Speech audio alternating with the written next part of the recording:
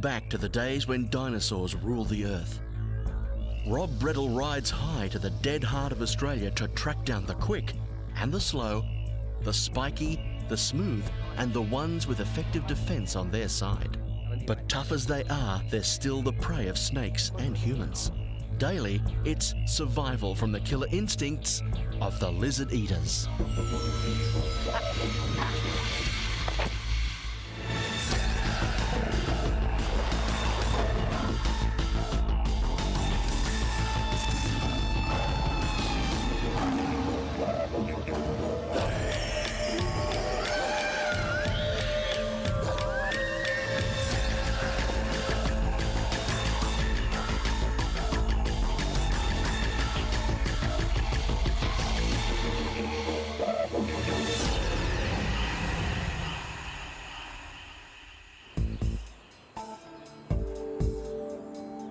The image of Australia to most of the world outside is that it's a rough and tough pioneering land filled with bizarre animals. And although that's true for the most part, the modern cities often stand in contrast to some of their reptilian citizens. Rob Breddle loves this mix of the 21st century, dotted with hints of a prehistoric past.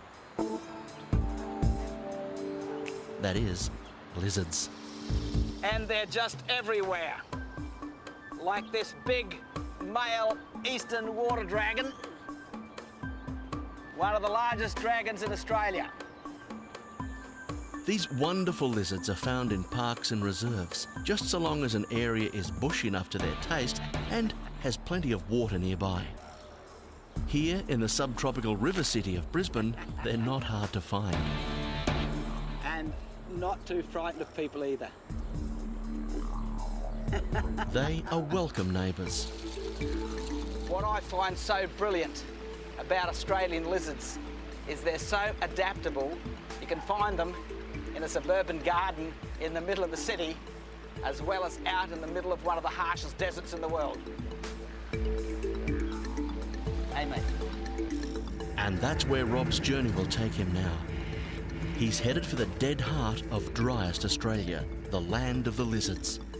Not the place to find water dragons, but Rob will leave the four-wheel drive behind and try alternate propulsion to find a bearded cousin who has to do with very little water.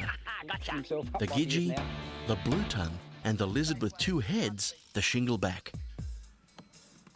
But there are also the snakes who only survive this harsh country by chasing down and making meals of lizards. And finally, Rob hunts with the very best in this country, two of the remaining Pintabee Aboriginal tribe who hunt for honey ants, witchetty grubs, and even help Rob become a lizard eater. Next up, Rob finds the fascinating thorny devil which drinks via its legs. Rob is literally heading for the hills. One of the best places to find lizards in Australia is in the desert. There are lots of lizards out here, and there's a simple reason for it. There's lots of desert.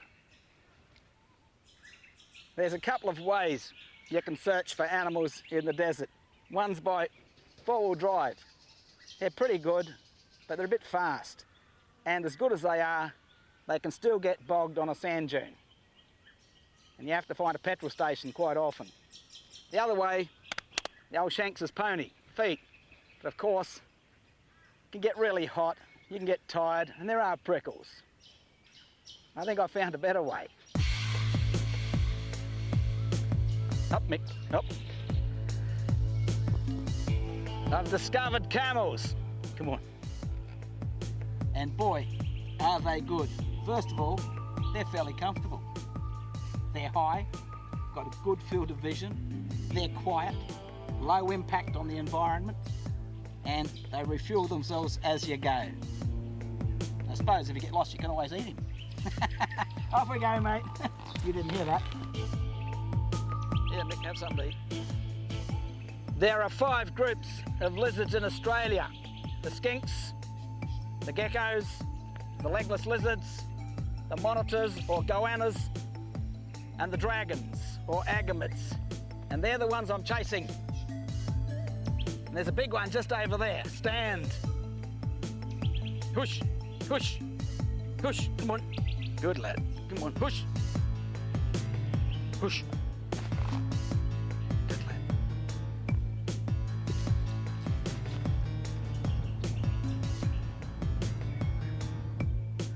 Yes. Gotcha. What I've got here is one of Australia's bigger dragons.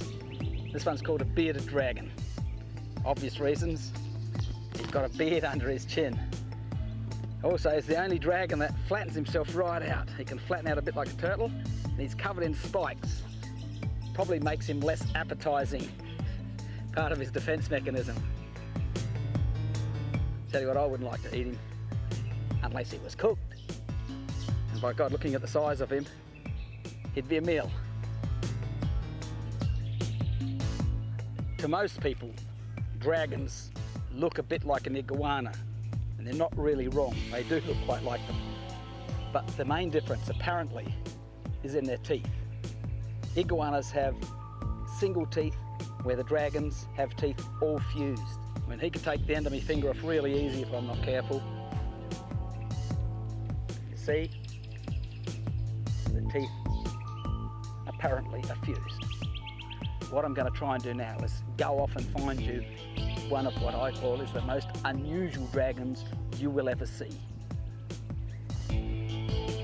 Before I came on this trip, I didn't know much about camels, but one thing I have learned is they don't spit, they don't slobber all over you. They don't smell that bad. And another good thing I find is the flies like him more than they like me, so they stay out of my face a bit better. That's one good reason to have a camel. There's nothing else out here. Hush, hush. 10 to 12,000 camels were imported into Australia between 1840 and 1907 and were used as draft or riding animals to pioneer this dry interior. With the advent of motor transportation, many were released and they have established free-range herds in the semi-arid desert areas. The current estimated population of camels here is between 150 and 200,000. But Rob knows a good thing when it gets him off his feet and obeys him. Okay. A thorny plant with eyes seems to shudder in the dry desert wind. Rob's on the trail, the food trail. This is just what I want, a trail of little black ants. That's what I've been looking for. And that's because the lizard I'm chasing here eats little black ants. And if you've ever tasted one of these things, they taste horrible. It's a wonder anything can eat them. What's more incredible is this little lizard is the only lizard that only eats ants. Nothing else. And here is one of them actually eating the ants. He's another lizard whose Latin name really suits. Moloch horridus. And if you look at him, he looks just like a little prickle bush. Totally covered in spines. One of the slowest dragons there is, but he doesn't need speed. Relies on camouflage and being just unappetizing. A mouthful of prickles. And he is a dragon. Not only does this lizard look unusual, it also has a very unusual way of drinking water. Now, all he has to do is find a little puddle after rain and sit in it. And the water just capillaries its way up his legs, up his body,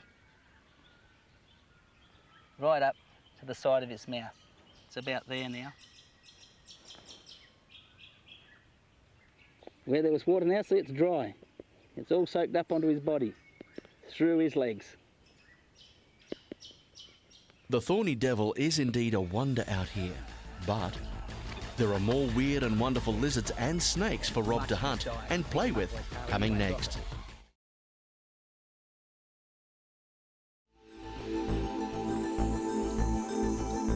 Deeper into the dead heart, Rob continues his lizard search with a keen eye and a complaining camel. Come on, push, push, push, push. other group of lizards I find most interesting are the skinks. Not only do they make up over 50% of the Australian lizard species, you can find them just about anywhere. And they love deserts. And that's why I'm here. The amazing terrain is getting tough. And the rule seems to go, the smaller the lizard, the harder the hunt.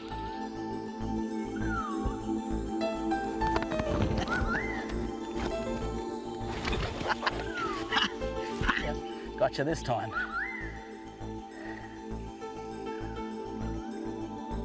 What most people know as skinks are small, smooth, and as you can see, fast little lizards like this one here, with a long tail. If I was to hold him by his tail, he'd throw it, a drop-tail lizard. Now I'm actually chasing one of his cousins here in these rocks. That's quite different. It's a vertical land of nooks and crevices, ideal lizard and things that eat lizards country. Aha! Something in here. It's not what I'm after, but it is a lizard eater, and it's no less interesting than that skink. I just hope that I can get him out. Huh? That's a bit loose. This is going to be good. I'll be able to get him. Okay. Okay, beauty. Come on. You're not going anywhere, mate. Come on, yes. Come on. Geez, they're hard to get out of these rocks, I tell you. It's a Stimpson's python, strictly found in the rocky areas of the desert, and much of his diet is lizards. Let him be. Okay, mate. Off you go.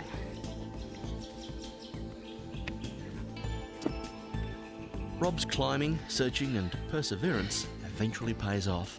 Ha! At last! One that I can get hold of. What a beauty.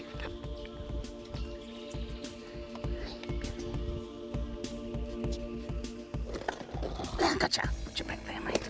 Beauty. And this is it. A skink with a difference. See? Not smooth, in fact covered in spines. The reason he has those is because when he gets into the cracks of the rock, he can squeeze in, then he puffs himself up like he is now, and you can't remove them. Usually the tail sticks out, which makes it very difficult for any predator to get hold of him. And unlike the other skinks, I can actually pick him up by his tail and he won't drop it. If he does get it bitten off, it will regrow. Put your back, I'll keep searching. Reptiles have very simple social systems, but the Australian Gidgee skink is unusual in that it forms in a group of up to 17 individuals which remain together for years. Okay then, Mick. Now check this place out a bit better. Up. Up, Mick.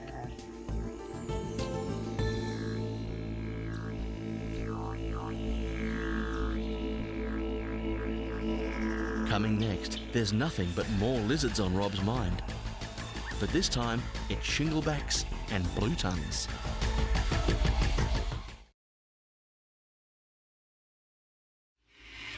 Rob is about to pounce on this slow-paced reptilian. Rob won't exactly be breaking into a sweat to make this catch.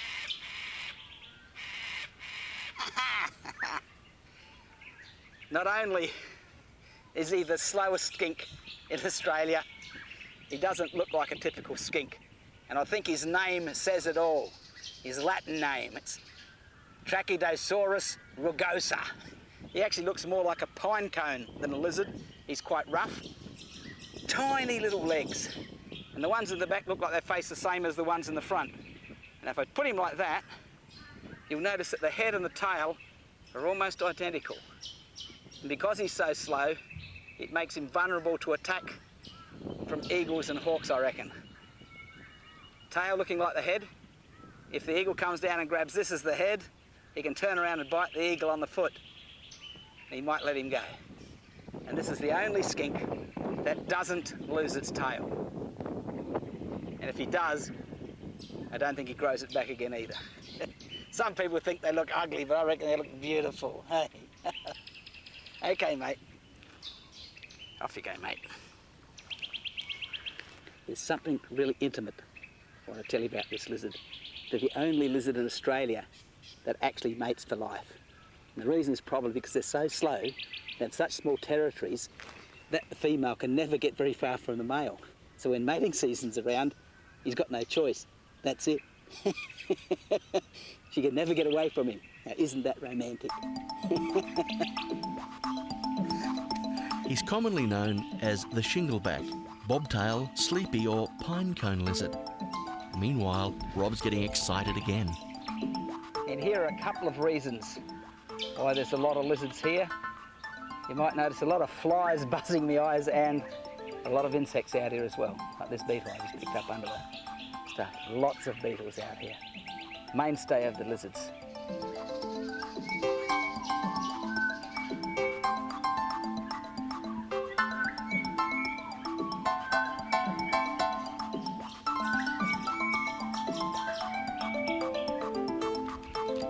The bushman's eye catches something of interest amongst the rotting wood litter. That's interesting. Skin of something. This looks interesting. Yeah. It's not your skin, but you'll do. This is a cousin to Trachybosaurus rugosus, another kind of a skink. He's more traditional, smooth, long, reasonable tail. He's got tiny legs like his cousin and can't move very fast. This is called a blue-tongue lizard, specifically a western blue-tongue. He's got stripes to blend in with the light and shadow, I suppose. He's in protection. This skink will lose his tail, but very difficult to make him break his tail, and will grow it again. But a typical skink, and a reasonably big one at that. Okay, mate. You can go.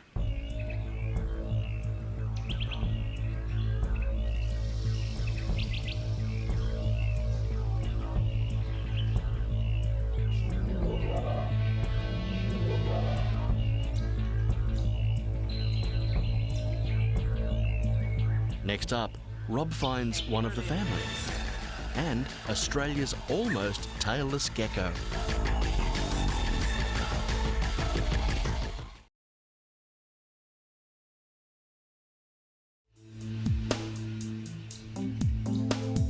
Rob's caravan of one pushes on through the rough country no motor could take him. Aha! It's not a skink, it's not a dragon, it's not a legless lizard, it's definitely not a goanna. And you don't often find these. They're fairly rare. Okay. Look at that. Look at that. What a giant of a gecko. Listen to him go off. This is called a knobtail gecko, and one of the most unusual geckos. He's nocturnal. I'm going to come back tonight and check him out. He should be around here somewhere. I'll just fix your home up.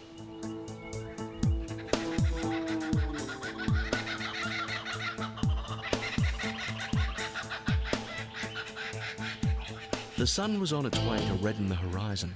It was then Rob bumped into someone with the same surname.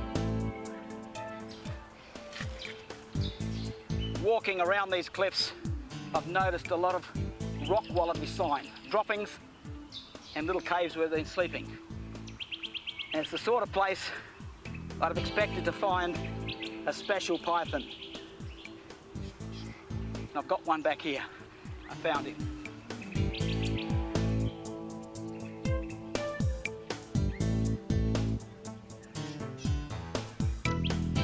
And here it is. He's out hunting like I am. Late afternoon is the best time. Now this python is special a couple of ways. When he's a baby, it's a lizard eater. When it grows up, like this one here, it becomes a mammal eater. And he's hunting those little rock wallabies. What's so special about this little snake, or not so little snake in this case, is it's named after my father. It's actually a Brettles python. and it lives out here in the desert. But it loves the rocks or the trees. You might also notice how it matches the rocks. Beautiful colour.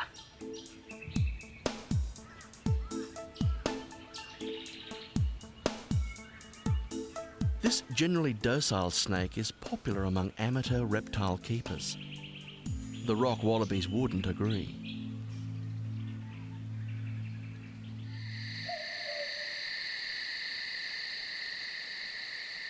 I've come back to this set of rocks here tonight to search for the one group of lizards in Australia that are strictly nocturnal.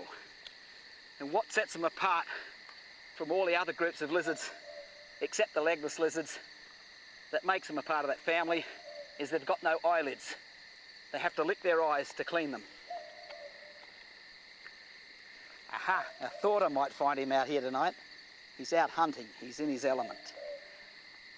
It's that big knob-tailed gecko, while the dragon lizards are the day lizards and would have the weirdest body shapes.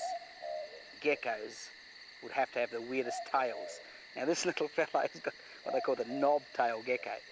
Most geckos have really big fat tails, and if this gecko had a tail to match his body, he would probably be the biggest gecko in Australia. While most geckos have got big fat tails to store food, this fellow doesn't. So that tells me he's an active hunter. And when you look at the size of his head, I reckon this one has to be the Tyrannosaurus of the gecko world.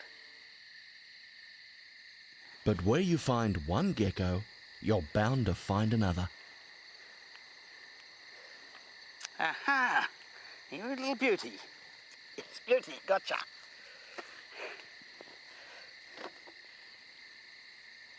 What's most intriguing to me about this spiny-tailed gecko, his feet tell me he's a tree dweller.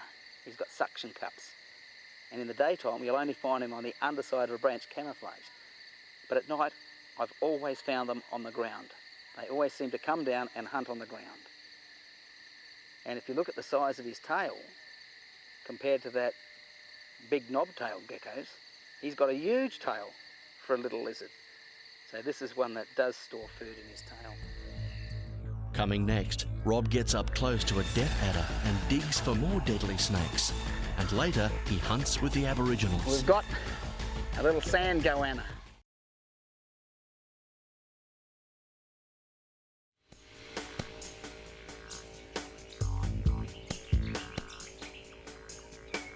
As usual in the arid regions of Australia, you can look and think that nothing is visible and therefore nothing lives here. But as Rob says, you've got to know where to look.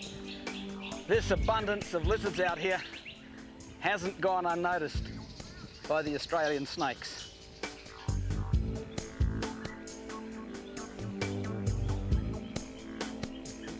Just 2 inches from my foot is a death adder. Just grab a bit of a stick so I can get him out of that bush. Some people wonder how I see these things, but I've been doing this all my life. Anything a little bit different catches your eye. See the sun glinting on him there. If he was buried in the sand, I got no hope, but he's out a bit. Now this death adder is quite different to his cousins that live all over Australia. He's a lot longer, he's a lot thinner. So he looks more like a normal snake than a death adder. I think the reason is that his food in the desert is a bit more spread out, so he's got to move his ambush positions. You might notice he seems to be just a single colour, but if I get him excited, you'll notice. He'll flatten himself out and you'll get a bright yellow banding will come up. See that? That basically is to say, stay away.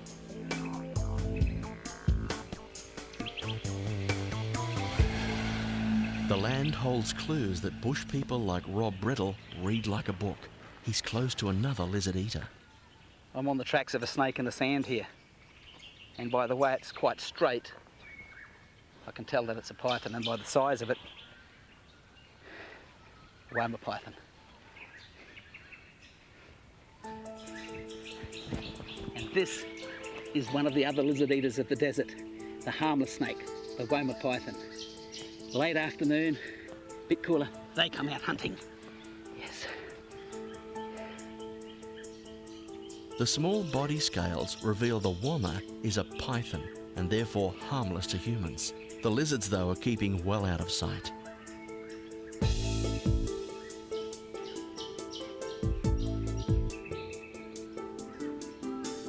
Rob and his new humped partner Mick move on to new discoveries and are setting a cracking pace. But even the soft footfall of a camel alerts the locals to beware. But you can never stay hidden when curious humans want to have a look at you. We've got a lizard hole here, but the tracks on it are not that of a lizard. It's too smooth. It looks like there's a snake gone down there. That means it's got to be one of the lizard eaters. I just wonder which one. First of all, I'm going to need a digging stick and a feeling stick. Not going to stick my finger down there because some of the lizard-eating snakes are not poisonous, but some of them are really poisonous. Just see which way it goes. Goes down that way. I'm not going to use my fingers, just in case. It's one of the poisonous ones. I can tell it. I've just shot its head out and back again. So I'm getting close. I can just see his tail. But the closer Rob gets, I'm getting close. the deeper the snake goes. He's coming out. It's definitely a western brown, I can see that. Here he comes. Here he comes. Here he comes. Here he comes. Backing out. Come on. Here he comes. Here he comes. Yep, black-headed one too. Look at that. Here he is. Ha ha. Yes. Western brown snake. Another lizard eater. But I reckon it's the best lizard eater out here. That was hard work. For me. Ah, what a beauty. It was a lizard eater. This is the real deadly one. In fact, 10th most deadly snake in the world. Being on that top 10 list doesn't exactly fill a lizard with hope, unless you're one of these fellas. Next up, Rob's got a fight on his hands with a whip-happy Parenti.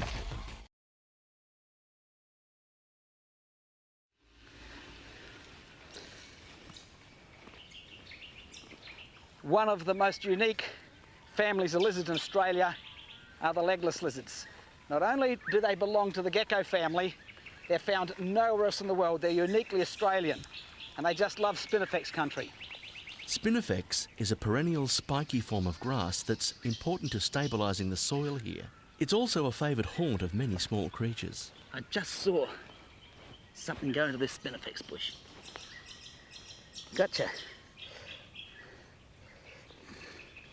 Can see why they love spinifex. Looks like a snake, but more incredibly, this is a lizard. In fact, a gecko without legs. It's called a hooded scaly foot. More than half of it is tail.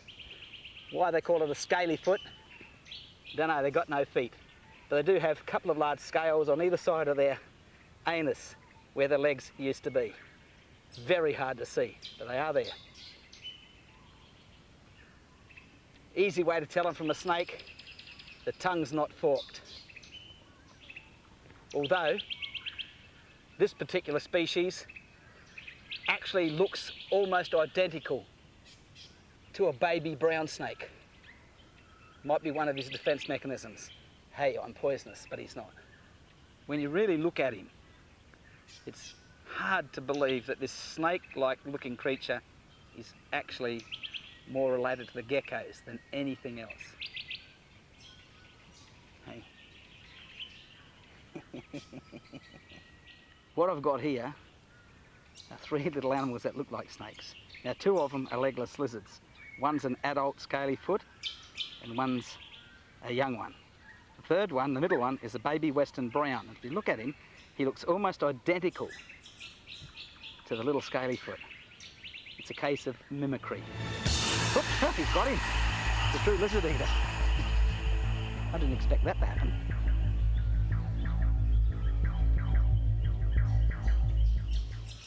I just let them all go now. They're on their own. Not far from the legless lizards, Rob encounters one of his favourite big lizards. Hey, mate. And both are in a fighting mood. Huh? Huh?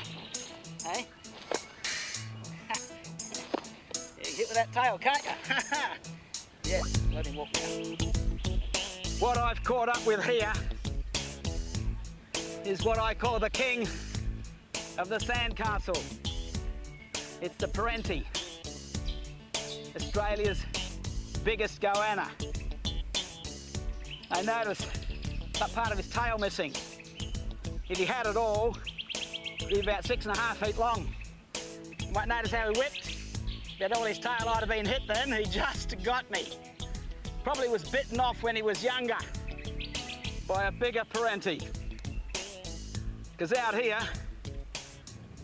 he's the top predator. The reason he's not running away, he's not really too frightened of me. Because as mentioned, he's top dog. If I come close, he'll try and whip me with his tail. See that? Not much out here worries him, I can tell you. He'd give me some really good whips. Oh! And here is a rare sight. It's the most desperate game you play in the desert. Tug of war with your meal.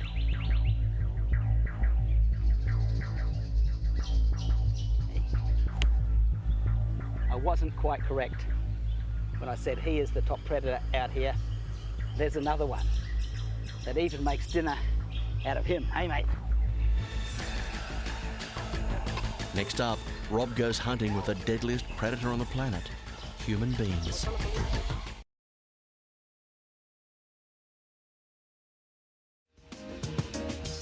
Rob's joined up with 2 Aboriginal friends and they're taking him on a hunt. But first, dessert must be found.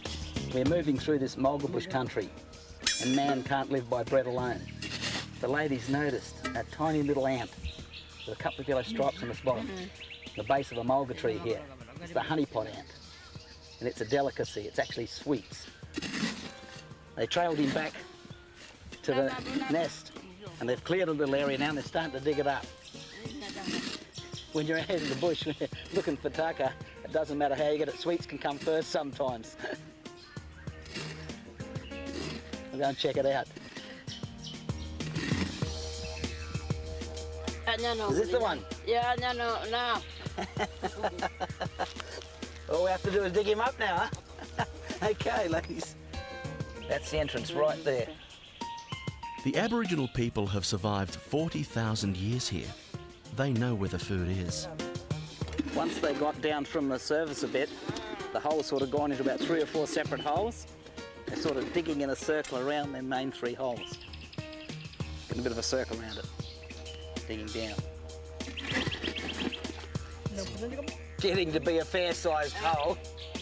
It seems a lot of work for a bit of sweet, so they must be really good.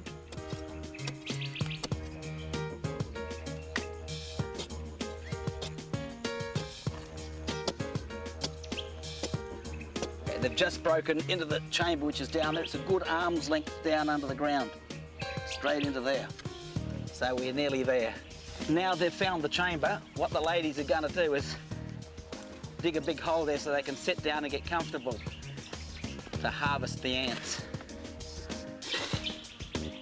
Next phase of the operation is to create some silverware. And what Midgley is doing now is preparing a stick to get the ants. And how they do it is they chew the end of it to make it a bit like a brush so they don't pierce the abdomen of these ants and lose the honey.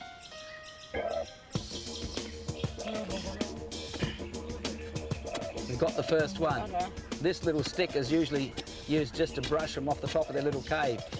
But what I've done here is just put it down, and they've got special legs that can find and grab onto any tiny little nook or cranny.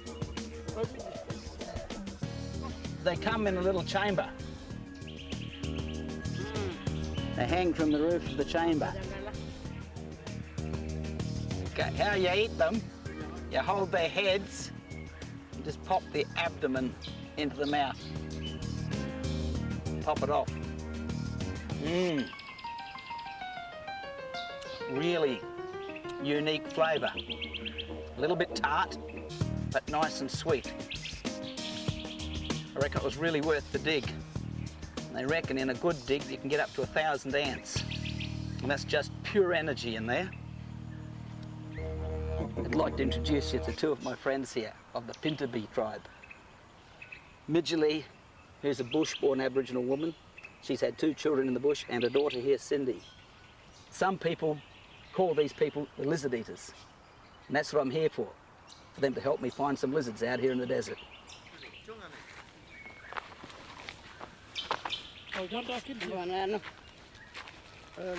This one's the right kind of tree.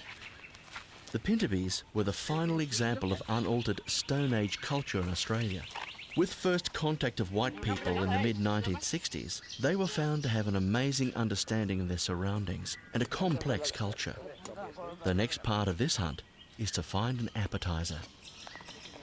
You can see the root Cindy's exposing there. It's really lumpy.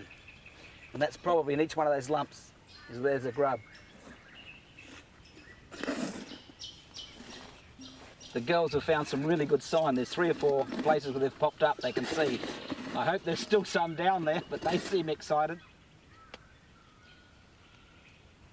Here's one root that Cindy just split open. And there's a big fella in there, look at that. Witchetty grubs are the larvae of moths and beetles which bore into and eat the wood and sap of shrubs and trees. Some Aboriginal tribes also use them to treat sore eyes and teething babies. But there's no time to dawdle. There's the main course to catch. And you're welcome to a real Aussie barbecue, Aboriginal style, with the Lizard Eaters. Next on Killer Instinct. Rob's hunt with the amazing Pintabee Aboriginal continues. These ladies are expert trackers and they've found the marks of a goanna. They're on its trail. Look. They found the hole and it's got some scratches on it, so it looks a good sign. What the ladies are doing now is just trying to find the direction of the hole. It looks like we've got dinner. The signs were subtle, but success was relatively quick. A necessary attribute out here.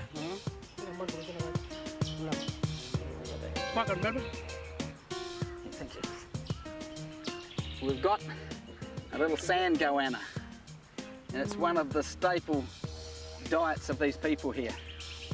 No matter what time of the year, whether it's the summer or the winter when they're hibernating, they can still find these lizards. They're very meaty little fellows too. They do grow a lot bigger. This one's probably about a half-grown one. Yeah. I can tell this one's a male. It's poked its hemipenes out. Here, ladies. Oh, yours. When Cindy was banging around there, it stopped his escape hole. That's why we could catch him so easy. Had she not done that, he most likely would have shot out and taken off and run another few hundred metres, went down another hole, which means you had to dig him up again. And that's not on for these people. The ladies were just making the ground soft by banging it up so they can bury the goanna in the ground to sort of cook it in the ground oven.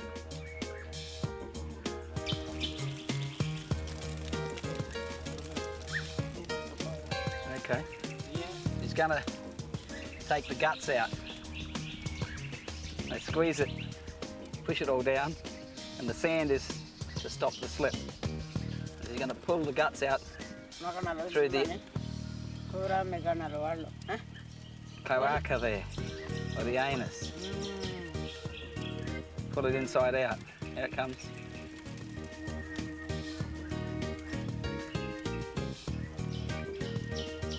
That ensures that when they cook the lizard, that the moisture stays in the lizard. They haven't cut it open. Oh, the front bit. Yeah, right, yeah. First bit was the bowel, this is the stomach.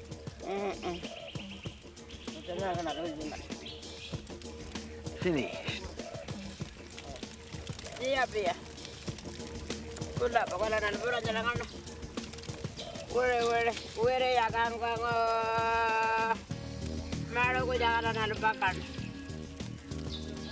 What she was telling me was that in the old days they would eat every part of this lizard except for the head. Every bit would be eaten.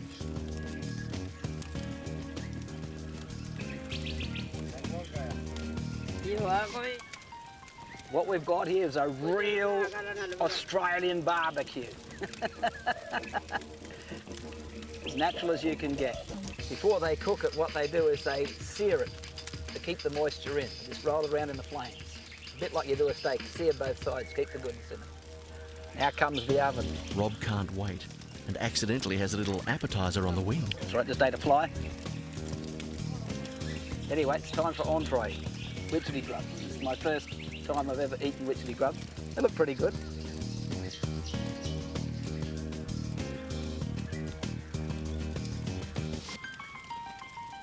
The texture of scrambled egg, but with quite a nice nutty, so salty flavour even.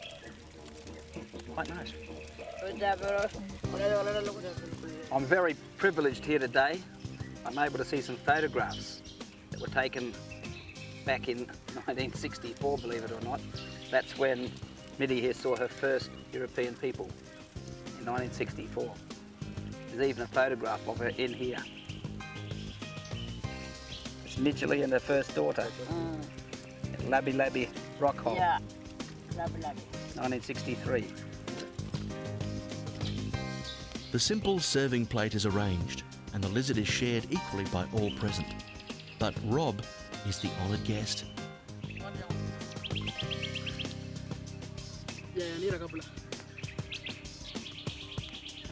This is the best piece, is it? Apparently I've just been given the choice bit of the goanna, the tail.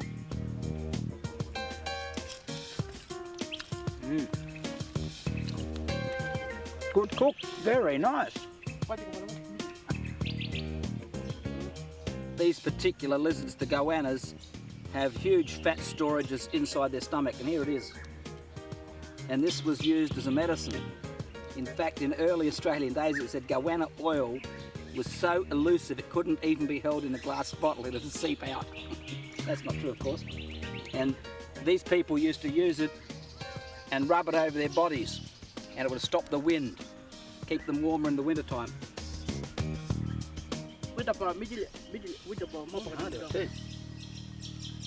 Like this? Oh, you can eat it too. It sort of works, because normally if you wet your skin and blow it, it feels cold. I feel nothing. It really holds out the wind. Language is no barrier when simple fare is shared in the same spirit as Midgley's people have done for tens of centuries in a land that seems to fight for its own solitude. It shows the killer instinct is alive and well. I'm Rob Bredel, and thanks for joining me on Killer Instinct. Dinner time.